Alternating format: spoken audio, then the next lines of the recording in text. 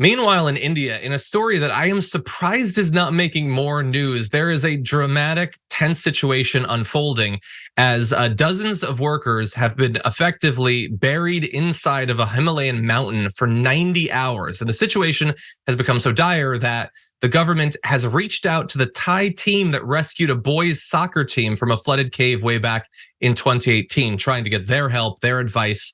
40 men have been trapped since a tunnel collapsed during construction work, and there's been some success. They had the ability to get some oxygen and food through a narrow pipe, but their efforts to dig a bigger hole that a pipe could be put through so that the actual men could crawl out were unsuccessful due to one of the drills being too weak. They're like expediting efforts to get a more powerful drill in there.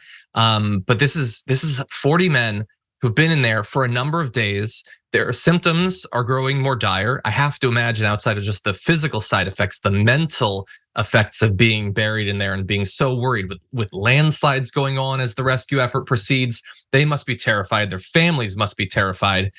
And it's just, this seems like the sort of thing that usually Americans will pay attention to at least a little bit, but it hasn't really made news. Mondale, what do you make of this? Yeah, I mean, listen, I all I see in this entire situation is exploitation, right? People have been paid little to not enough to do these dangerous jobs, and then when it's time to save them, where the precautions that should have been taken or that are necessary are nowhere near, and so much so that we got to go back to 2018 to find a team that's capable of doing it, and they're 3-4 countries away, maybe. This is absolutely ludicrous, and also a further discount of what it means to care about people's lived experience and also making sure people have dignity in work. Yeah, no, and I'm glad that you brought that in the conversation. There's a lot to be worried about in this, and obviously, the life of the workers is the most important thing. Also, a reminder that this is part of a development. There's this major, like over 600-mile long highway project that's being done. There's other concerns around that we don't have to focus on, including large-scale destruction of forests. So these infrastructure projects often have a cost. Usually the cost is not 40 workers' potential lives. But I'll also throw out what I think many members of the audience are probably thinking about, which is with the Thai team being involved, I'm just so dreading whatever Elon Musk says about this thing, because if anybody remembers, he declared that the rescuer, or at least one of the rescuers, was a pedophile. That was an early sign that he perhaps might not be the genius that we had been told he was.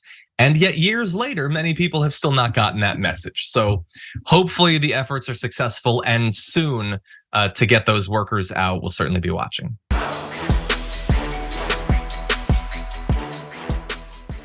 Check out the Damage Report podcast each day, wherever you get your podcasts, whether Pocket Casts or Stitcher or iTunes. You can join me as I give you the news and stories you want, with a range of co-hosts and interview guests jumping in on the fun each day. Again, that's the Damage Report, wherever you get your podcasts. And if you get them at iTunes, don't forget to rate and review. Sometimes I'll read them live on the show.